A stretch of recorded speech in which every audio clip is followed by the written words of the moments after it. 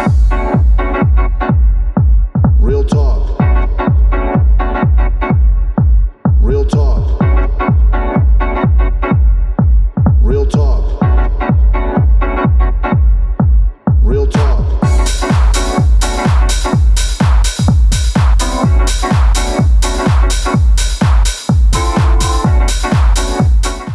What's happening, troops? Welcome back to a Little House in the Prairie podcast. This week we have episode 9 of the podcast. Up until this point, you guys have showed me a lot of support, and I just wanted to let you all know that I really, really appreciate it. This week we're joined by a very special guest out of Edmonton, Alberta, the man, the myth, the legend, Will Hempfree. How are you, Will? What's up, man? I'm great. How you doing? Yeah, not too bad, man. Not too bad. Cool. Thanks for having me on.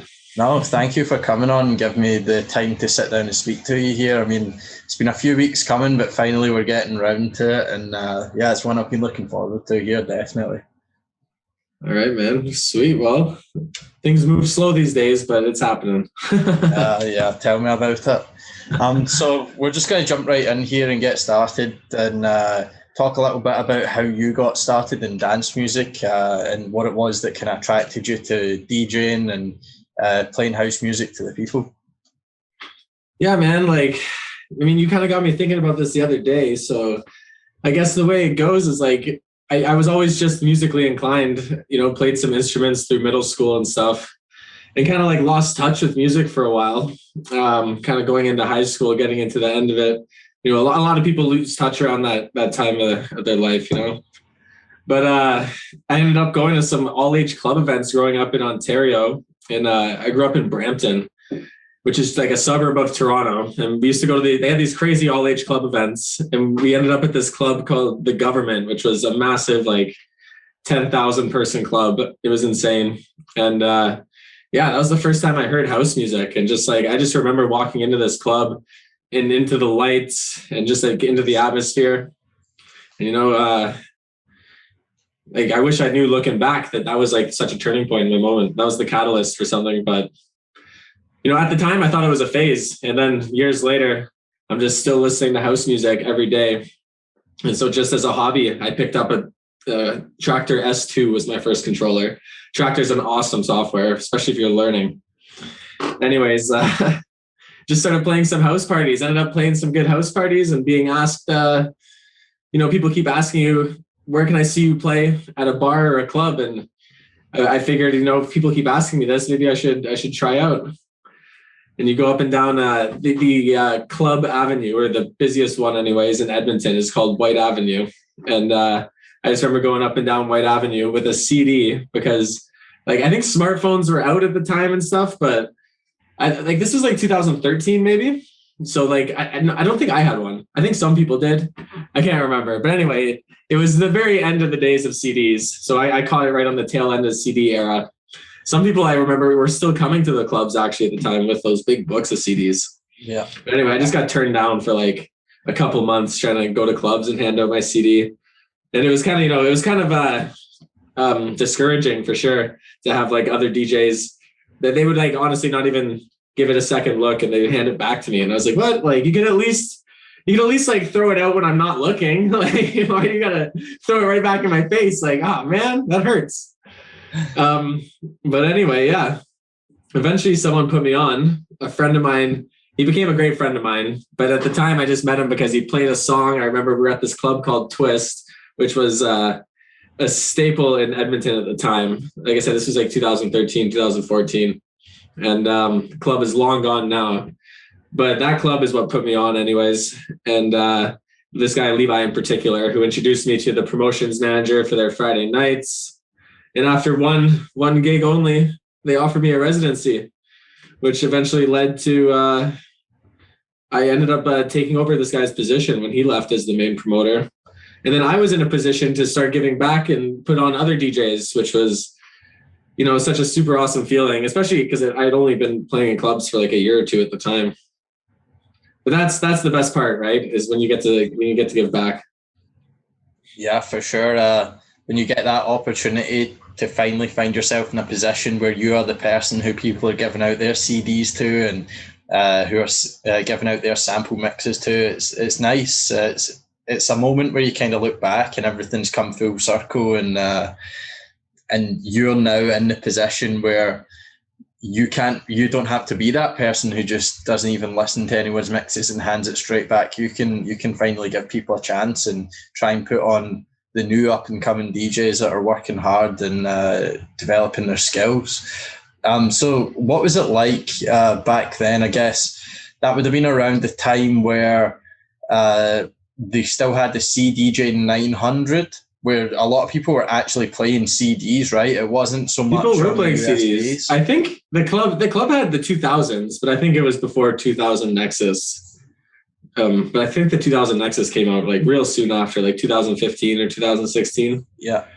But yeah, it was definitely like a very transitional period, because even now, like people are moving away from even USBs and stuff now. They've got like Beatport Link and stuff. Like things are just happening so fast, right? Yeah. But I do remember some of the old school guys bringing CDs still at that time.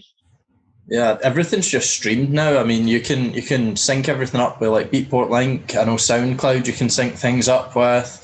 I guess there's other platforms are doing some other different things. I don't know which software is using it, but I know someone's partnered up with Spotify, and you're able to stream songs off of Spotify now too. Are you onto Pioneer? Damn, that's. I don't know if it's Pioneer, but maybe Denon. Yeah, I'm not sure. I'd have to fact check that. But I'm sure I've read something about it. But what was it like then? Cool, man, I like them. They're so comparable. I've only played on them once or twice, but they're so comparable to the CDJ and just so much cheaper.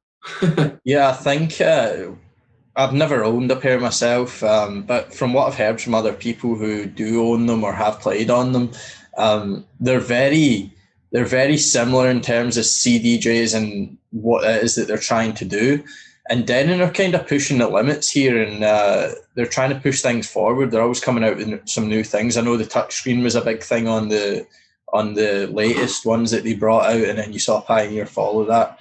But from what I've heard, the reason why mostly the Pioneer stuff is being used in the clubs is just because of the actual build of it, right? Is they're a little bit more sturdy and a little bit more, I guess, disaster proof is maybe a good way to put it in terms of the build. And I don't know how true that is. Like I said, I've never played on them myself, and I've definitely never owned a pair. They're a little bit too much money for me, but no, apparently that's kind of the reason why you're finding a lot of the Pioneer stuff.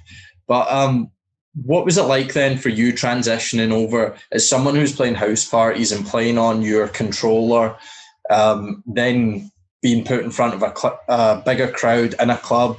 It's dark, it's loud, and you're playing on the CDJs now. It's not just the controller that you're comfortable on. Yeah. I went through a long time of practice beforehand. That's a good story. Yeah. So I actually, I had reached out to a guy before I started handing out the CDs. I'd reached out to a guy on Kijiji to buy a pair of, I think it was CDJ 900s. And he got back because I wanted to practice, because I didn't want to be the DJ who had to bring his controller to the club every time, which it's fine if you do, like no disrespect to anyone who does. I just didn't want to do that. I just love the convenience of just bringing my USBs and some headphones, right? And anyway, so I messaged this guy on Kijiji, and he said he had already sold the 900s when I finally got to him. But he said he sold them because he was upgrading to the new 2000s. And then he said, hey, like, if you ever want to jam, I don't really have anyone to jam with. And so I ended up making this relationship with a guy over Kijiji based on just a mutual love for house music, which is awesome, right? Like, yes. I didn't buy anything off of him. Like, there was no transaction made.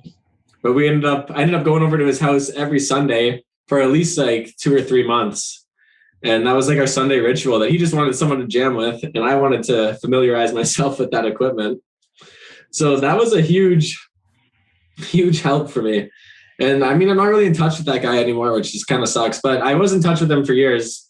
And I ended up, 2 years later, when I had some sway in the club, I ended up being able to give him his first ever live DJ set, which, like I said, was just such an awesome feeling for both of us. Yeah, that's very cool. So that helped. But, it's definitely very different, like everyone knows, to like play for a crowd. than it is to like, it just, in the beginning, I would prepare a whole set list and kind of like come up with transitions that I had in mind, songs that would work together. And I find that like every time I get in front of a crowd, kind of throw that all away immediately as soon as like you start seeing what works and what doesn't work.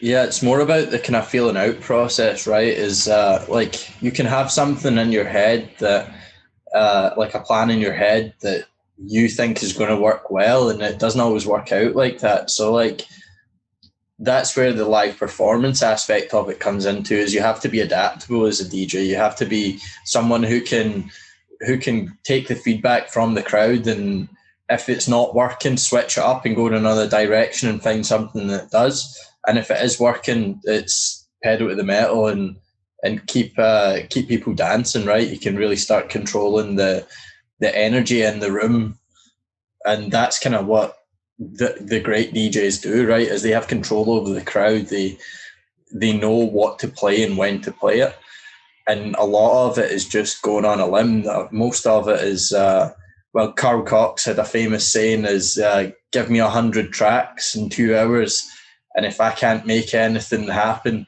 then I shouldn't be playing music for people. I shouldn't be a DJ. Yeah, totally, man. And Nick, you're not a band, so I had to get rid of that idea. And initially, just playing in your bedroom and just trying to play for a CD. It was all planned out, right? The whole set list. Yeah. And then I tried to take that to the club my first few sets, and like, no, I'm not a band. I don't need to have a whole set list.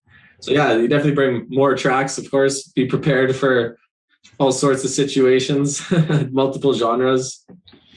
Yeah, but still definitely get creative with it as well. Yeah, man, for sure. Yeah. And so that was back in, you said, roughly about 2013 that you would have kind of got your first gig in the club. What would you say? I think 2013 I started handing out CDs, and then it was like early 2014. 2014. It was actually Valentine's Day 2014. I remember that because it's an easy date to remember. Yeah. So that was a fun set. I did plan it all out like really well, because I think I remember I had like so much love-based music. But that's how it goes with house music. I think a lot of it is love-based. That's true. It's not hard music, to find right? love songs in house music, huh? Yeah. So what's it been like then from then until now in terms of the development of the scene in Edmonton, like the growth? And I guess you've always got clubs opening and clubs closing, unfortunately, but how has the scene developed over the last 6-7 years here? I mean, I think we've definitely seen house music get more popular, that's for sure. Like that club that I spoke of, Twist, was like such a staple at the time.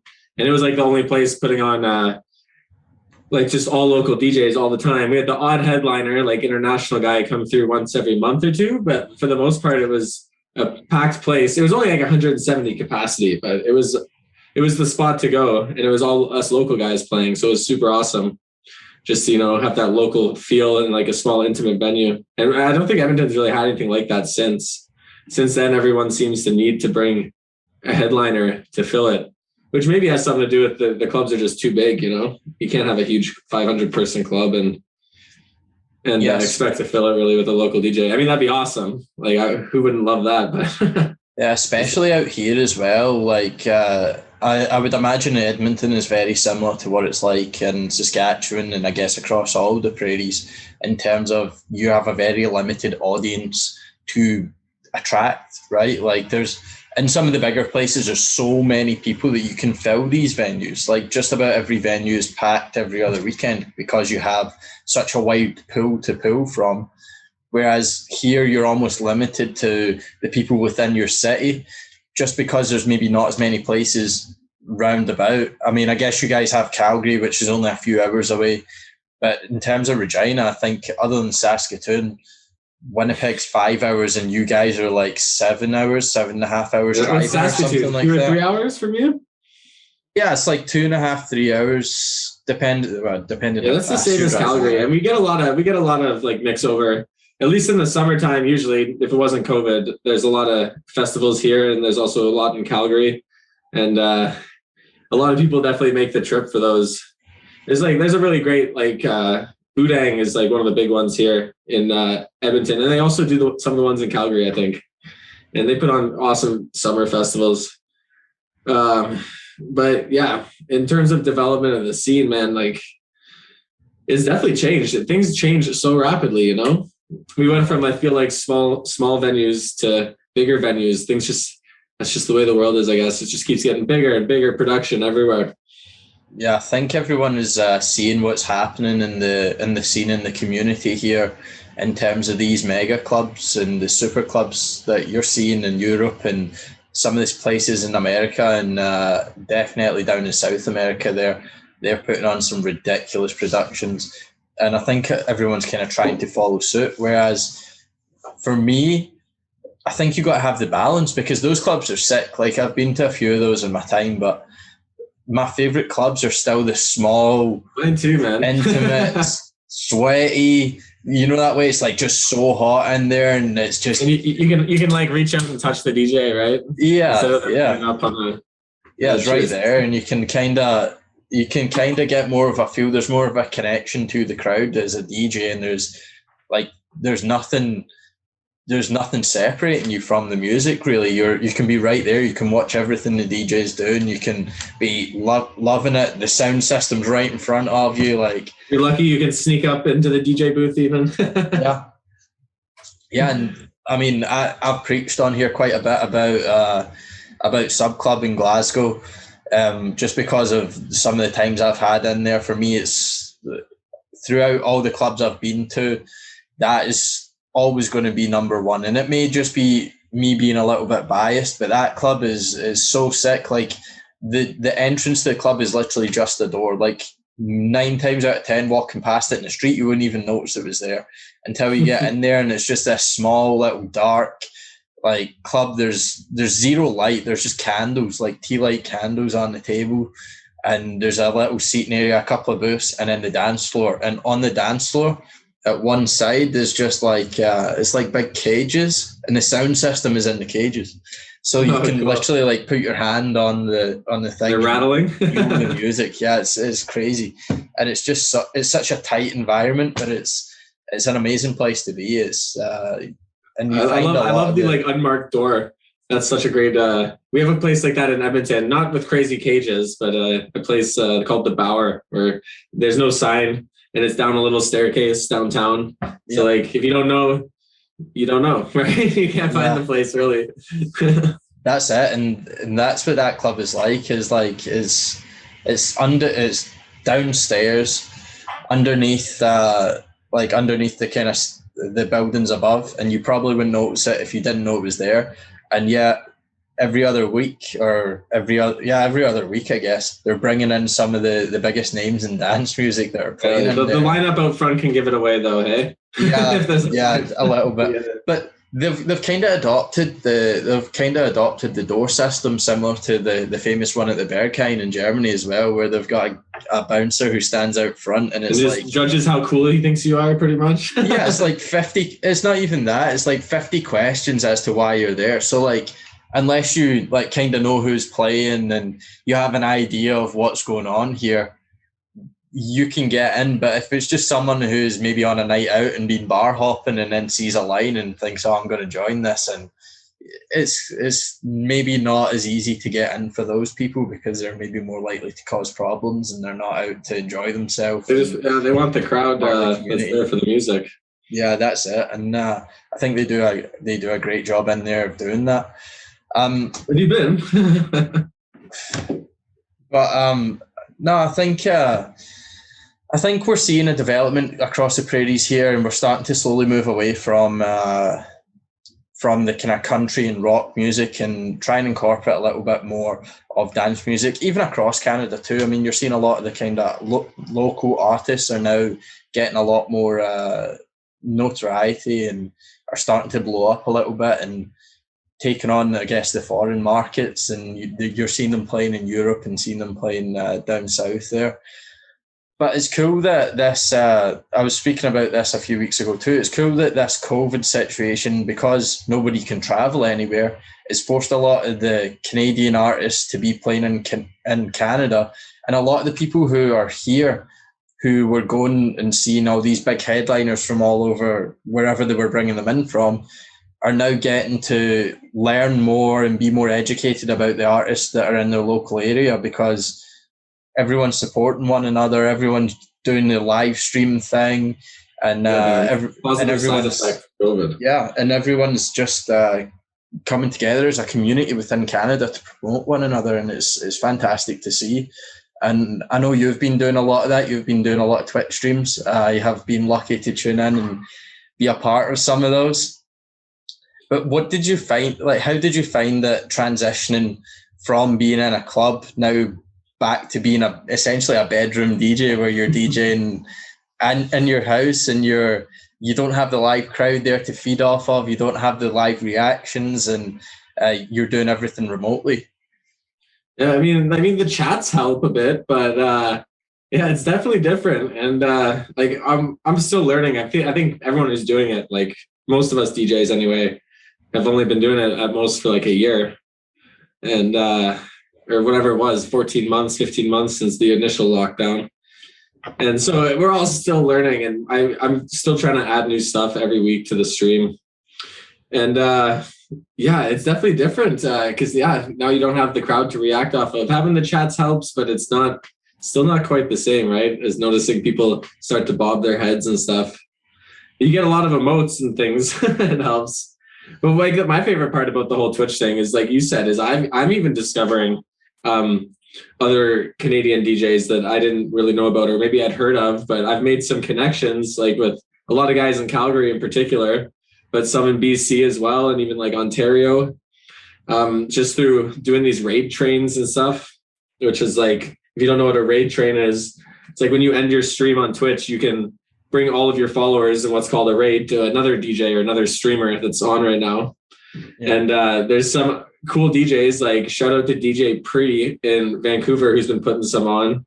And then there's this guy, Mike Don't in Toronto, who's put me on a few. That one's called Disco National.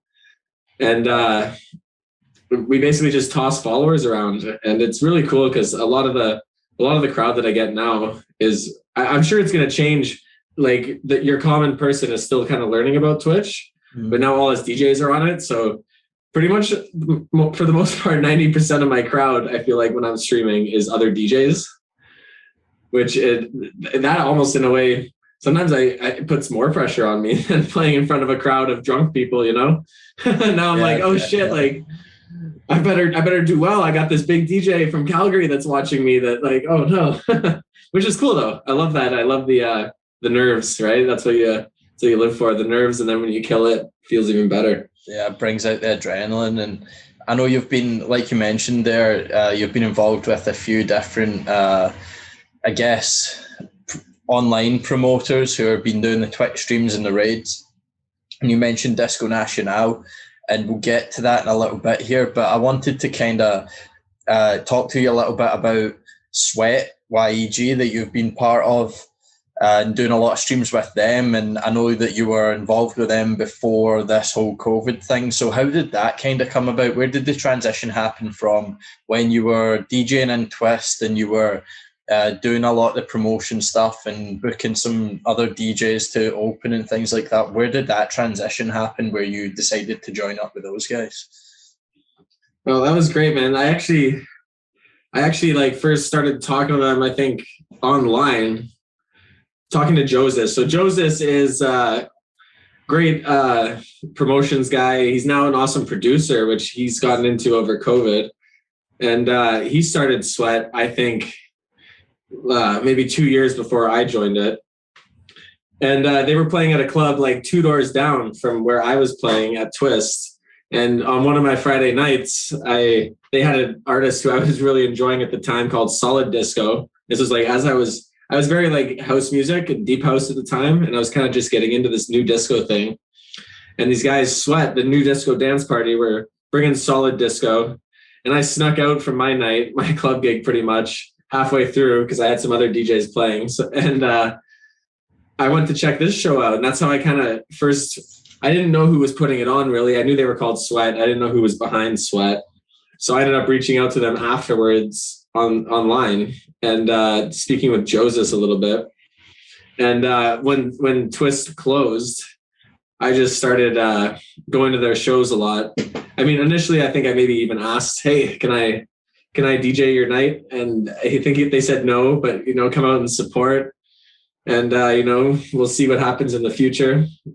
Which of course kind of makes sense to me, because I probably would do the same. If I've never seen or heard of someone, just no, you can't just play, but prove you love it, right? And so I definitely proved that, because I was loving what they were doing. It was in the basement of a taco shop, basically, called El Cortez, just off White Avenue. But El Cortez is this like super grungy, like Mexico vibe, and they had this thing called the Tequila Cellar, which was, you would have loved it if you loved the sweaty, intimate venues, because I think it was like 80 people capacity, and very low ceiling. Like you could pretty much reach up and touch the ceiling. So it got quite hot in this room, and there was 50 to 80 people in it, and so that's why it was aptly named Sweat, I guess. And anyway, I just went to their shows every damn show for like 6 months, and then eventually, I guess I proved my loyalty enough. They put me on, and after one gig, they offered me residency, and I've been with them pretty much ever since, which was, I think, 2016. I took a brief hiatus to go traveling for a year, but other than that, that's so it's great. It's a very no pressure kind of gig. I love working with these guys. A lot of other promotion companies you've worked with, it's a lot of pressure to sell tickets more than it is like to, just rock the decks and do a good job. And I've never really felt that pressure there. Sometimes, got lots of friends coming out, but if I don't, I'm not like feeling guilty or worried. And we've become like the best of friends, all of us. Yeah. So, well, it's nice to have a team around you that's willing to do their part to work towards a singular goal. Like, it takes the pressure off of you as a DJ, like you said, of having to be a DJ, a promoter, run business, doing all these other extra things when you've got other people round about you who's there to help with that. And then it's an absolute bonus, the fact that you're actually friends with these people and you guys get on, and everything else that comes with it is just almost the icing on top of the cake. And I know that you guys have been doing some shows on Twitch and doing your raids and things like that. And even from me tuning into some of the shows that you've been doing with them, I've almost been put on to some of the other guys who are part of the Sweat family, I guess. And they have a fantastic lineup of DJs. Like, there's a couple of you guys that I've watched that I really, really enjoyed. And bearing in mind, appreciate that. like, I love all kinds of dance music. Over the years, like we talked about before, is you kind of develop your own taste in your own lane. And for me, a lot of that, especially when I'm out or when I'm listening to music, is more of the kind of like hard acid techno, like plus 140 BPM, like getting up there, some heavy stuff. Yeah. But like, I love some techno too, don't get me wrong. Yeah. But like the disco stuff as well is something, it's more when I'm driving and things like that, or if I'm just having a chill night, or it's easier to digest if I'm having friends over and things like that.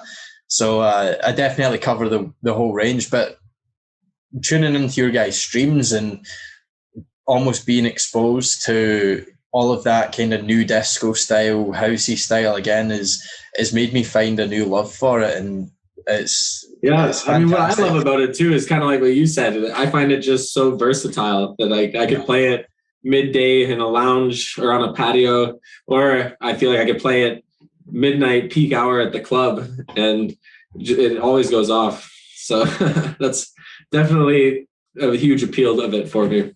Yeah, most definitely. And I know along with the Sweat stuff, like you said before, you were involved with Disco National. And I was first put onto Disco National by JNL, who I had on episode 5 of the podcast here. He was part of that he has been part of that over the last couple of months here. A train of raids where it starts on the East Coast, and with the time so like I think the zones, last one they had like 13 DJs, and they usually start because of the time zones. It makes the most sense. I'm pretty sure they've had some Montreal DJs play. I'm not sure if it's been farther east than that, like any Halifax or anything like that, but I could be wrong because I'm not even sure of all the DJs that are on it. But yeah, it's put on by a guy. The main dude is a guy called Mike Don't or Mike Donut, and he's based out of Toronto. And then there's Mikey DeRosa in Calgary, and Joseph has helped out with some planning and stuff too. But there's a lot of people involved. And basically, it starts usually around 2 p.m. Eastern Standard Time. Or what's the Ontario? Is that the name of the Ontario time zone? Yeah, I can't Eastern Standard Time, yeah. Eastern Standard Time. And then, it goes for like 1 hour DJ slots for the next 12, 13 hours pretty much. So by the time it ends, usually I've played 3 times and closed 2 of those times, which is 11 p.m. only here. But for the guys in Ontario, Montreal, it's like 2 a.m. If you're further, it's cool because I've had people tune in even from like PEI, which is pretty much as far east as you can go in Canada. And then the time difference is like, I think it's 4 hours. Yeah, maybe less. Yeah, that's crazy. Yeah, shout out to Mike Don't. He's the guy to look up because he's the main man behind Disco Nacional. Yeah, I might have to reach out to him and see if he would be interested in being part of this and sitting down and speaking to me, because the concept behind that was, when I heard about it, I was like, okay, that's pretty sick, and it's very smart the way that they've done it there. And I know I've spoke to a couple of guys that have been involved in it, and a lot of the music that's played again is very similar to your style in terms of the nuDisco and disco stuff. Yeah, that's why it fits so well. and it essentially builds on all of the foundations of dance music, right? It's all like inclusion and love and equal opportunity and just everyone coming together as a community and supporting one another. And I think you guys have been very successful with that. And unfortunately, I haven't been able to catch many of the streams. Most of the time it's like popping in and out when I have a spare 20 minutes or so in between whatever I've got going on. But no, it's fantastic that you're seeing a lot of people across Canada all coming together for one cause and all helping each other out and supporting each other. So just with the Twitch stuff, it's very, very cool what you're doing. And it's a fantastic byproduct of it is these connections that I've made, which were not for COVID. Yeah, I wouldn't have all these friends now. And I'm just excited for COVID to end and see what kind of cross promotion we can do with real gigs. Now that we've got these connections, we've already started kind of talks with some of these people about, having some of the guys up from Calgary now to play with us at some of our sweat shows, and then vice versa, us going down there. So, and it's going to be great, man, when things finally really open up. And like, it's times of like real strife, like we've had over the past little while, that like really breed like a crazy burst in culture. So I think it's going to be roaring 20s all over again. And we're going to have all these new connections, and we'll be able to travel and meet some new friends, because I have so many new online friends because of Twitch. And like I said, all DJs pretty much. Yeah. So, and like even you, man, now I've got you. So I never would have had a reason to go to Regina before. So now it's like, it's cool because of all this stuff. And I mean, COVID probably was one of the things that gave you some free time to start investing in making your own podcast, right? And it's pushed us to be creative in new ways, that's for sure. But it's also made so many new friends over farther distances.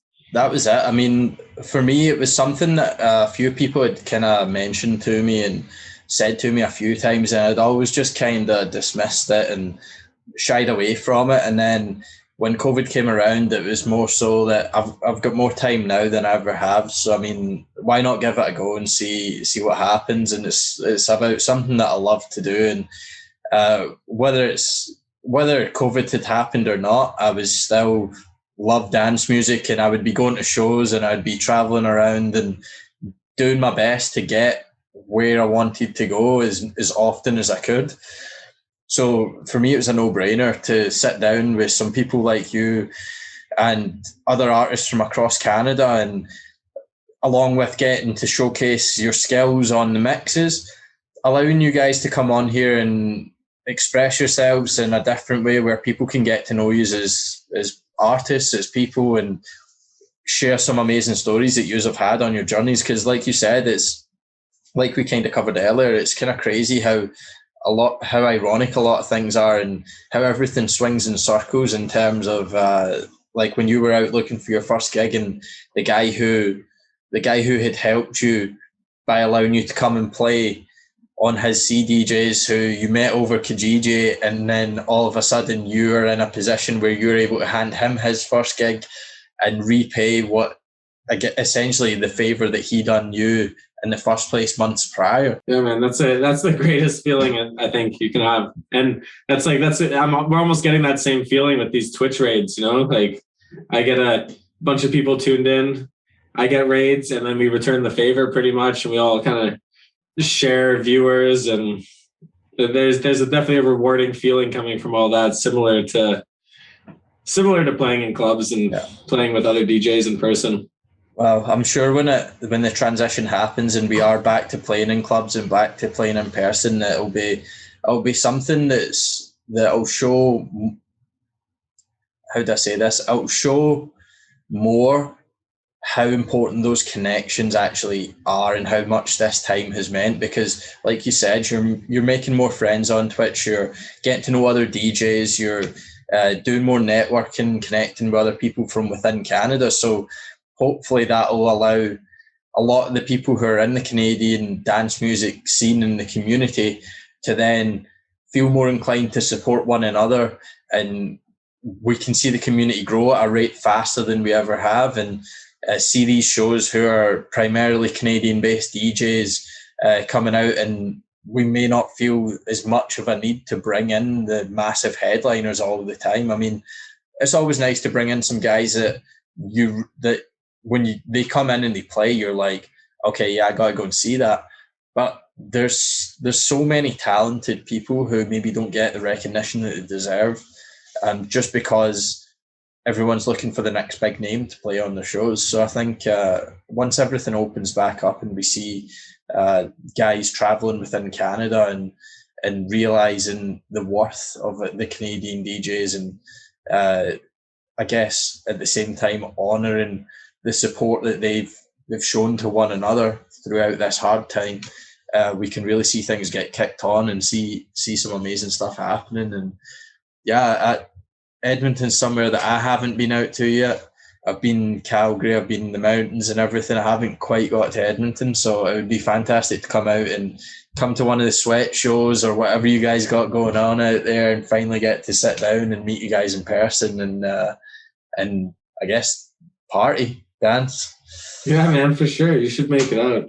We've got a great venue here called the Grindstone right now that we use, and it's my mate Joseph, actually, that I was speaking of. His brother is he's into theater and like magic, performance magic. And so this is like a comedy club, but we also use the theater space, which is just a big black space pretty much with a stage. And we use that a lot for sweat shows. If you watch us on Saturday nights, that's usually, I think Saturdays and Friday nights, the shows that some of the other sweat guys put on are streamed from the space there, from the Grindstone. So that's an awesome spot to check out if you're ever in Edmonton, once things open up anyways. We've had the patio open a little bit, but we just got patios shut down again as of, I think it was this past Sunday. Yeah, I wanted to speak to you a little bit about that too. That's pretty crazy that they've shut everything down again, because I'm sure it was just last week or something that I saw you finally getting to play on a patio in front of people, albeit... I snuck one in, just one, before they closed it again. Yeah, that was at the Grindstone. But what's super awesome, actually, another, like what we keep coming back to, another... like happy accident that's come at us from COVID, is that all these patios have now like doubled in size across the city. It seems everywhere you look, it's like these patios are growing because which sucks that they've closed it now, because a lot of places seem to have invested a bunch of money into extending their patios because that's all they were allowed to do. And then of course they close it again. But I mean, hopefully it doesn't last too long. And if they do allow the patio thing again, I think it's going to be an awesome summer here with all these massive patios. Yeah, I think what you said earlier was absolutely spot on. And like with the Roaring 20s being back and us seeing the second incarnation, I think once things open up and I mean, fully open up and we can have multiple people in one area, I think it's going to be chaos, and you're going to see these patios and these venues who have managed to survive really start to thrive and see some amazing events going on that are packed full of people. And hopefully in turn then that gives you guys more recognition and the credit that you deserve for sticking at it through this, because I know that there's been a lot of people who have shied away from music in general over this term just because they've just got disheartened that they can't play out to people. And I mean, you've saw people turn to things like producing, others turn to Twitch and things like that so they can keep playing. But there are a lot of artists who have just kind of put it on the shelf and given it up, which is sad. But I mean, it's good for you guys that have still been working hard, and you guys will hopefully get a lot of bookings and play some crazy parties when everything opens up here. Yeah, man, it's easy to get discouraged and lose your motivation in this pandemic. But yeah, fantastic that some new outlets have emerged. Yeah, and the other thing I wanted to talk to you about here is you kind of mentioned it earlier. So you were a part of Sweat from roughly 2016, you said? Somewhere around about there? Yeah, 2016, I think, because that's when Twist closed. So yeah, and it was shortly after. And then in like 2018, I actually went and lived in New Zealand for a year. So I took off. And then they welcomed me back with open arms when I got back. Yeah, that's what I wanted to get at here was you mentioned that you went traveling for a year or just over a year. And I know that you went traveling. When you say you went traveling, you went to a lot of places.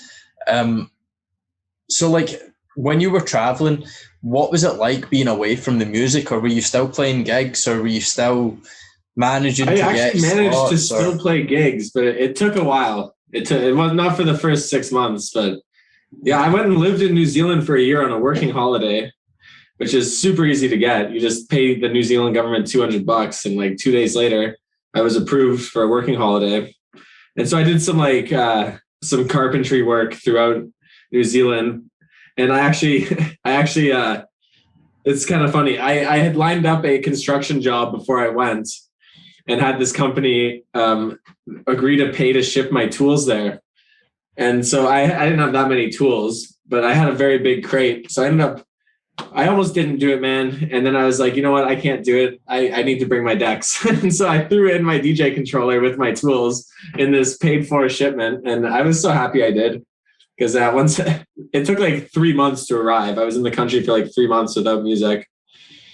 And I don't know, man, it definitely changes my mood. I kind of, it's my outlet, it has been for years. So those 3 months were tough. And at first I didn't realize it was because I was missing music. But anyway, when they got there, I was so happy. And then I was traveling all over the country of New Zealand and never really managed. The big cities are tough, right? Like Auckland and Wellington. Yeah. But I ended up living in a small town called Wanaka, which has a very like Banff Canadian Rockies vibe, because it's in the Alps of New Zealand. And it like 10,000, 15,000 people.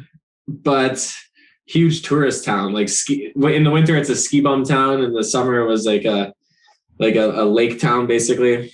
And so they had an awesome music scene and a few clubs in this small town, because the population was always like twice its number in tourists. And I ended up getting some gigs there, a couple residencies actually. And the scene down there was very drum and bass. And so there wasn't many people. I was so into the disco now, all thanks to Sweat, right? They got me into the disco, and then I took that down to New Zealand and ended up getting a few gigs at some also really awesome intimate type venues that you'd probably love, like 100-person capacity venues, cocktail lounge vibe. Yeah, I know that down there they are very heavily into their drum and bass and their dubstep and things like that. I mean, it's starting to grow. More so, I guess, Australia, you're seeing a lot more of the tech housey stuff and house music and things like that. But I know New Zealand is more drum and bass focused, very similar to the kind of same to the big events that are going on in Canada. Yeah, they've got definitely more of a hippie vibe. like I said, it was very BC vibe, which is just like that mountain town, people living in camper vans, doing fire dances and playing drum and bass. It was really cool. I got to play what they call a bush doof, and that's what they call like a field party or a bush party. Oh, okay. It's like DOOF. I think it's because it's like doof, like the bass thump. Yeah. So yeah, a bush doof, and this guy showed up with like this. Everybody in New Zealand buys camper vans basically and converts them. I didn't. I personally rented an apartment in town, but a lot of the people who do what I did and go on working holidays, they go there, they buy a van. Sometimes they come renovated already. They'll buy it off someone who's leaving on the end of their working holiday. But some of them are like really cool and kitted out. And this guy had his open up, and it was a small controller, but he had a small Pioneer controller that popped out the back, and like a really awesome sound system, like in all the doors and like lights and stuff. So he rolled up to like the side of this river and the mountains, and there was probably like 50 people, and this guy's Volkswagen van opens up and people started doing fire dances, and there was like 5 DJs playing, and everybody was playing drum and bass pretty much except me. Which people appreciate that change sometimes, right? When it's the one genre all night. A little bit of different vibes, and I guess just opening people up to new music as well, right? Like when you've got maybe 4 or 5 drum and bass DJs, it's almost nice to have that switch up and something refreshing, and to kind of look at things from a new angle where it gives you that second burst of energy, that second push to keep partying and keep dancing. But it's kind of like a new chapter has started, right? When you feel that change in the vibe for a bit. Yeah, exactly. And I know that you were down there for a while. I also saw you were in England for a little while. Yeah, man, I've done a lot, like probably 20 countries at least in my lifetime. But I've been really, really lucky with like England. I just hung out and stuff. I did end up meeting a guy who's a DJ who hopefully I get to visit with one day and maybe even play with. But I've been really lucky with just making some good connections to DJ in countries, and like nothing huge, like very, very like who you know more than what I know. And I got to DJ in Switzerland, which is really cool, in a town called Basel, which happened just purely through connection, which like that goes way back to my Brampton, Ontario days. And there was a Swiss exchange student who came to school, and I was like pretty much his first friend. Ended up introducing him to all sorts of people, bringing him to these all age club events that we were into at the time. And, you know, we stayed in touch. And at the time, actually, like I used to like try and rap at the time. I was going through a hip hop phase, and he was an amazing beatboxer. So that was like one of the ways we bonded, is we would often cut class to smoke weed and beatbox and rap and stuff. And, but like fast track. So he was only in town for, you know, the 9 months or whatever a high school term is. Yeah. And then so fast track, like 5 years later, he's back in Switzerland in Basel, and I'm living in Edmonton, and we've both become house music DJs. So we started sending each other back and forth some mixes and whatnot. And then one day I ended up in Europe. Yeah. Like I went to England, did a bunch of countries, but messaged him like, yo, what's a good time if I'm here from this date to this date? When should I stop by? And he said, stop by Halloween weekend, and you can DJ this massive party with me. And it was my first time playing outside of Canada. I had played like in Edmonton and Calgary and like a little bit in BC.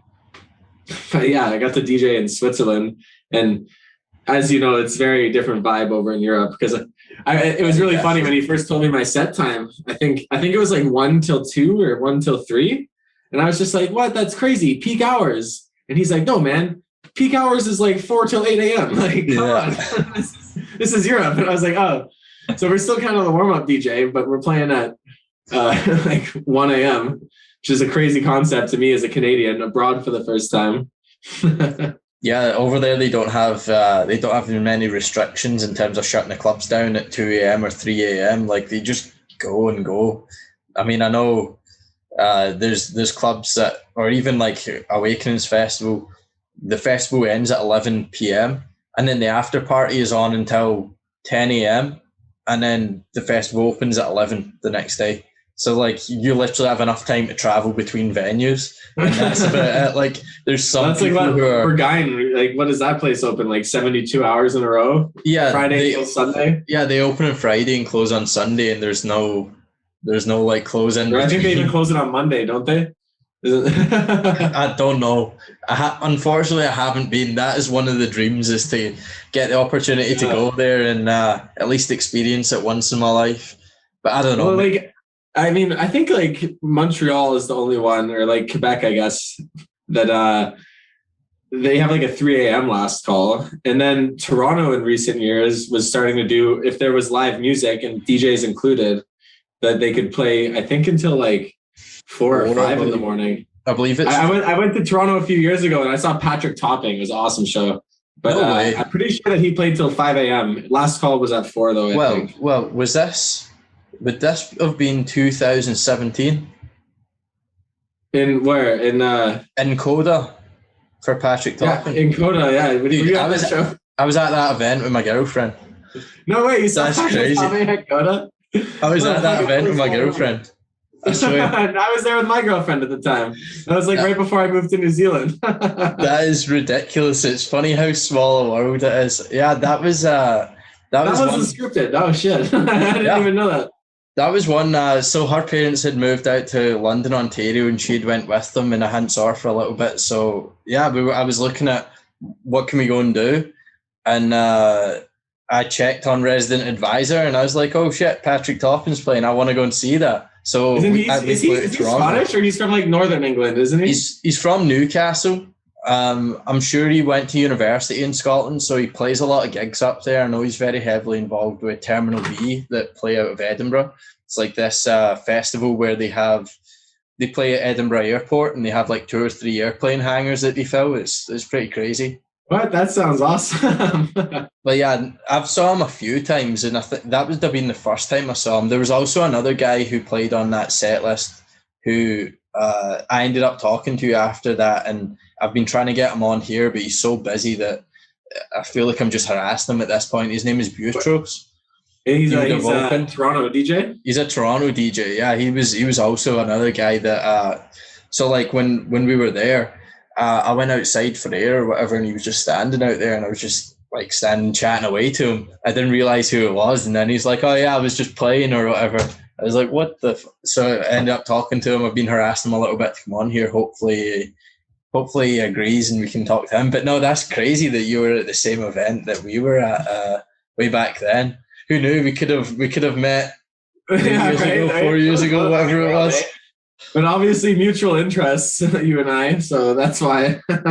Yeah, that's crazy. That event seemed to have had everyone, because I spoke to another DJ on one of the other episodes a few weeks ago here too, and she was at that same event also. But it wasn't what a small world. Yeah, it wasn't until after the episode. Stroke was playing in Toronto that same night, like, and I almost went to that instead. But I think I'd seen Claude Von Stroke a few times because he plays at Tremblant and stuff, and so I'd never seen Patrick. Went to that. And I brought like my girlfriend at the time was like not as knowledgeable on dance music as me, and I was with like 4 other friends or whatever. I think it was my birthday weekend actually, though, is why they all let me drag them along, but none of them knew who Patrick Topping was. But in the end, like everyone had the craziest time, and everyone was talking about him after. It was such a good show. I think he played like 5 hours too. I think he was like midnight till 5 a.m. or at least it felt like 5 hours. And he's someone as well who at that time he was just kind of breaking through. Like, I guess he was still relatively big in Europe, but in terms of over here, he hadn't really, he was still playing on the kind of opening slots in Ibiza and still kind of finding his groove. But in recent years, especially since COVID kicked off, I mean, and he launched his label, he's someone that's just blew up. And everywhere I go, on the radio, online, everything you see is either Trick Label or Patrick Topping. He just everything. Yeah, Trick, that's the name of his label. Yeah, everything he touches turns to gold nowadays. And that's so cool that you were at that same event. And I think I was in a similar situation where my girlfriend wasn't so thrilled that we were supposed to be going to this. She's not as much of a dance music person as I am, but on the way home, she was like, that was amazing. Yeah, that was a good I think show. we planned that because there was supposed to be So I flew in on the Thursday, and there was supposed to be an event on the Friday night. So I think it was like recondite and one of the other kind of melodic, like hypnotic EME maybe, and recondite playing the night before somewhere else. And I was trying to plan it so I could go to both. And I think on the Friday night we went out for dinner beforehand, and I ended up a write-off by about 10 p.m. I think I was in my bed. Took a little bit too far, but... I think the night before, Gorgon City, I think that was the same trip. I saw Gorgon City at the Opera Theatre that weekend. Was that Gorgon City Hannah Wants? And no, this was that. They did, maybe, no, but they did a live show, that one. So that was really cool to see. Like, they had they had vocalists on their new album, and like, they weren't playing on CDJs or anything. They were playing on MIDI controllers and electric drum kits and stuff.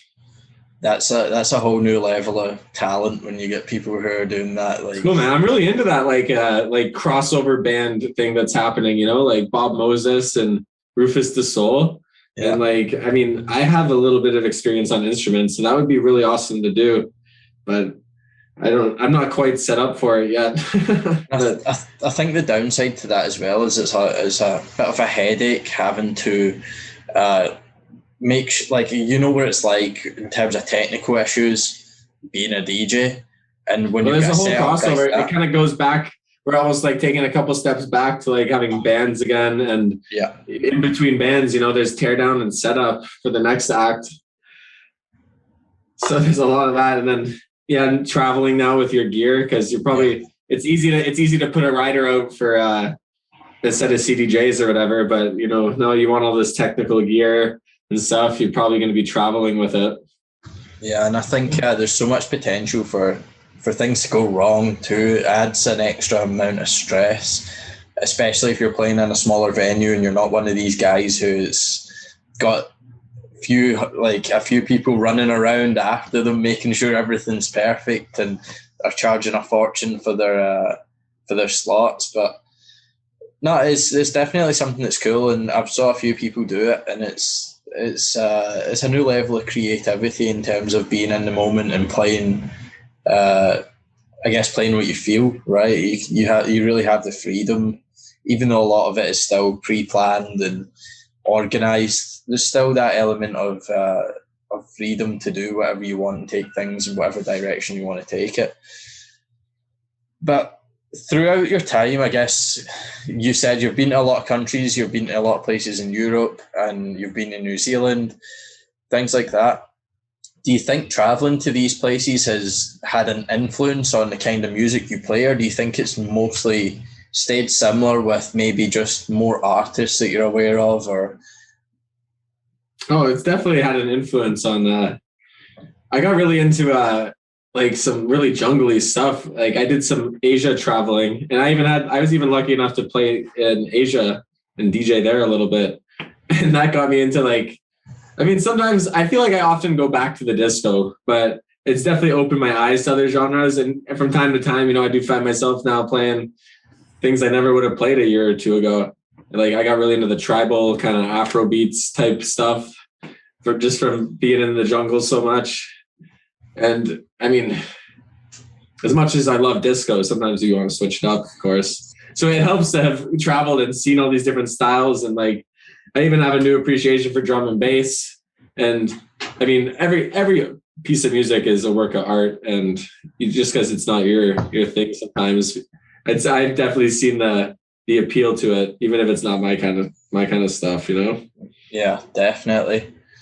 Yeah, well, I think we're coming up on the hour here. I appreciate you taking the time to sit down and speak to me. It's been fantastic to hear your journey so far, and I'm sure we'll definitely, when everything opens back up, we'll get to catch up with you, and hopefully we'll get to do one of these in person, and we can actually sit down and we can see what's been going on when everything opens up. I'm sure it'll be chaotic for you out in Edmonton. All right, man. Or we could meet up at Coda in Toronto again. Yeah, we could end up there easy. Yeah. I mean, I'm sure it'll happen. Or but yeah, if you just want to let everyone, before we go, let everyone know where they can find you and give yourself a little bit of a shout out on all the platforms that you've been operating on. Yeah, man. So look me up on Instagram and stuff, because by following my stories on Instagram is probably the best way to stay up to date. I try and use that as my main promotion method. It's Will Hempfree. Hempfree is spelled like it sounds. I'm sure I could send you over a logo or something. You could throw it up. And from there, you'll find links to our Twitch. So myself, of course, I'm representing Sweat YEG. If you guys are ever in Edmonton, come check us out. Check out the Grindstone Theater. Find us on Twitch, Sweat YEG, and find myself, Will Hempfree, on Twitch. Same as my Instagram handle. Thank you again for having me on, Charles. It's been a pleasure. And I'm looking forward to the next time. I'll get you that mix, and hopefully everybody enjoys some of the Will Hempfree sound. Yeah, definitely. I'm sure it'll be an absolute banger, and I'm sure the people will love it. But yeah, I would love to have you in Regina at some time as well, and hopefully we'll be putting on some shows when things permit sometime down the line. So I'd love for you to be a part of that, and we'll definitely need to catch up soon. But yeah, thank you very much for joining as well. I really appreciate you taking the time to do this and to join me again. Yeah, cool, man. Thank you again. Yeah. So as always, thanks very much for tuning in for another episode of A Little House in the Prairie podcast. If you haven't already, check out Will's mix. It was posted to the SoundCloud on Friday, along with all of the other mixes that we've had up until this point. You can also find every podcast leading up to this one on our YouTube, on Google Podcasts, and on Apple Podcasts. So make sure to go and give them a listen and to subscribe to the channel. Take it easy. Cheers.